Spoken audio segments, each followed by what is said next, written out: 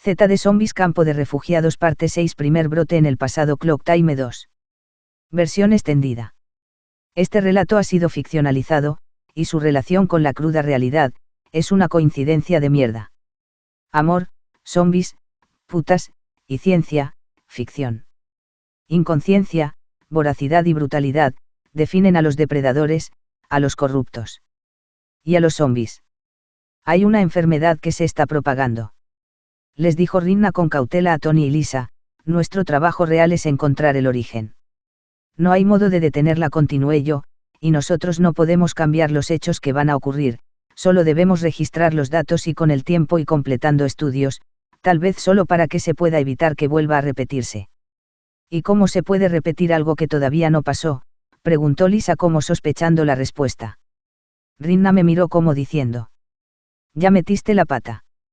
No hay más tiempo, interrumpí con firmeza, aquí nos despedimos, ahora váyanse, busquen a la mujer y sus niñas, y no se detengan hasta Daisy Mount, no hay otro lugar donde sobrevivir.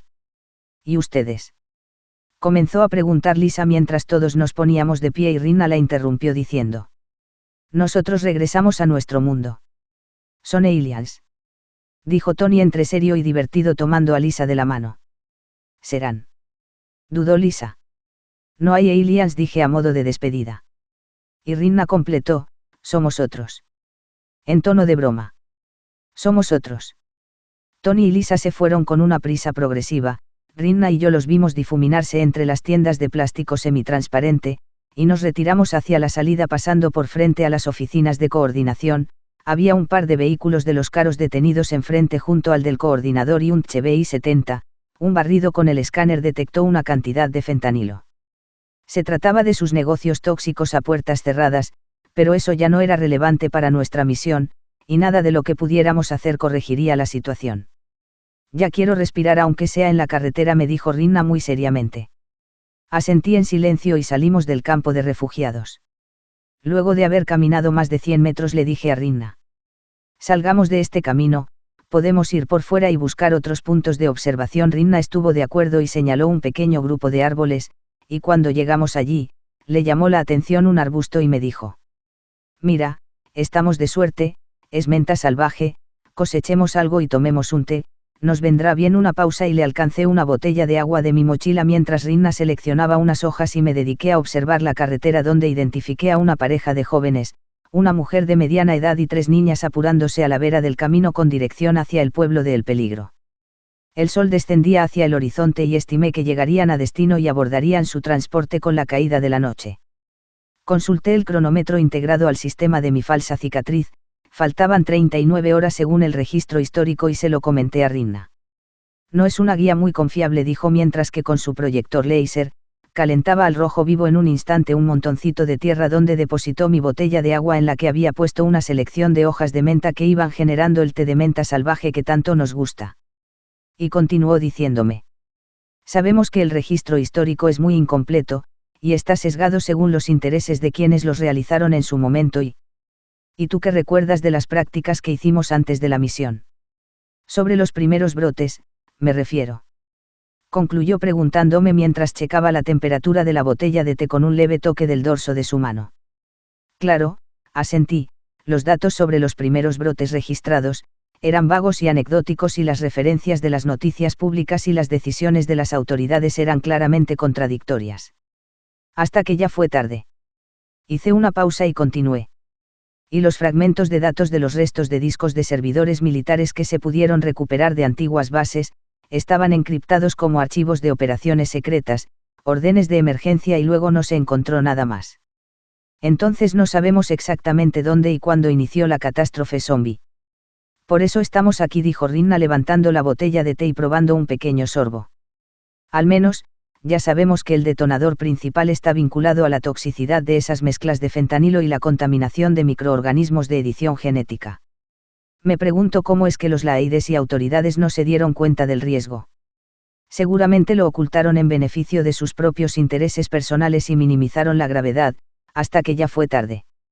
Ya hubo al menos un caso en el hospital según las comunicaciones que intercepté. Me decía Rinna cuando la interrumpí. Qué bueno que repasemos esto, cuando Yombi se ofreció a llevarme en su vehículo al campo de refugiados y nombró el fentanilo, y él habló de intoxicados, dijo varios, eso es en plural. Mientras decía eso, escuchamos a lo lejos el rugir en aumento de un motor relativamente poderoso, y al mirar, vimos el vehículo de Yombi desplazándose a gran velocidad hacia el pueblo de El Peligro. ¿Por qué va con tanta prisa? Pregunté como pensando en voz alta, si normalmente solo pasea, y Rinna, rápidamente me dio una doble respuesta, va tras algo, o se aleja de algo y con mucha urgencia. Y ya sabemos de qué puede estar huyendo, siendo un agente de la policía secreta del otro país ya tiene información privilegiada y se está adelantando a la situación. Será mejor que nos acerquemos al pueblo y lo más posible a tu punto de extracción, por si hay que activar el isótopo. El isótopo, una sustancia de tamaño milimétrico, emite una señal radioactiva codificada para ser encontrada en el punto de extracción temporal en nuestro presente original, y los sistemas de desplazamiento transtemporal fijan las coordenadas de transporte automáticamente para dejar el pasado, donde debe estar, en el pasado. Rinna y yo nos aseguramos de que el montoncito de tierra no incendiara la pequeña isla de árboles y arbustos y lo hicimos por mera disciplina. Con la caída de la noche, caminamos con cierta prisa hasta la entrada del pueblo, donde había vehículos de la Policía de Seguridad Pública con sus lucecitas azules y rojas parpadeando intensamente. Pasamos junto a ellos como una pareja de enamorados bajo las frías miradas de unos agentes de rostros duros. No es que desborden de simpatía, me dijo Rinna al oído y le respondí. Estaríamos igual que ellos si tuviéramos que lidiar con la gente de aquí, y las presiones internas de las autoridades que observamos. Continuamos hacia la calle Matanza, viendo a distancia una figura humana caminando en modo zombie, mantuvimos una prudente distancia y llegamos a mi alojamiento precario. Ese es el primer zombi que vemos en las calles. Ya comenzó el brote. Dijo Rinna. Este lugar es una pocilga. Mejor hubieras acampado allí entre los árboles. Terminó en tono condescendiente. ¿Qué es una pocilga?, le pregunté con sinceridad.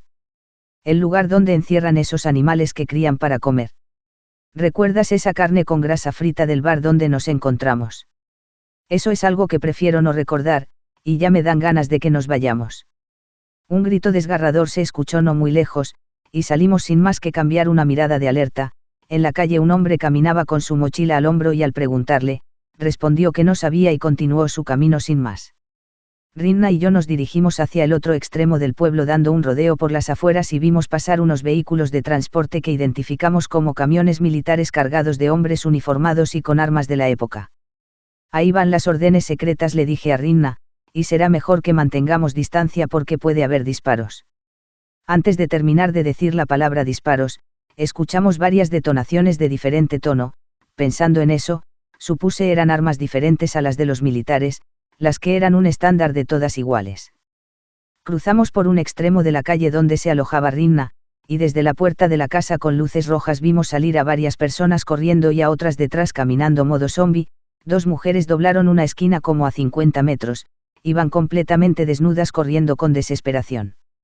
Ya no debemos intervenir, me dijo Rinna como reflexionando con cierta pena, y nos alejamos hacia el punto de extracción mientras escuchábamos un aumento muy intenso en el sonido del tránsito y detonaciones de armas, muchas armas.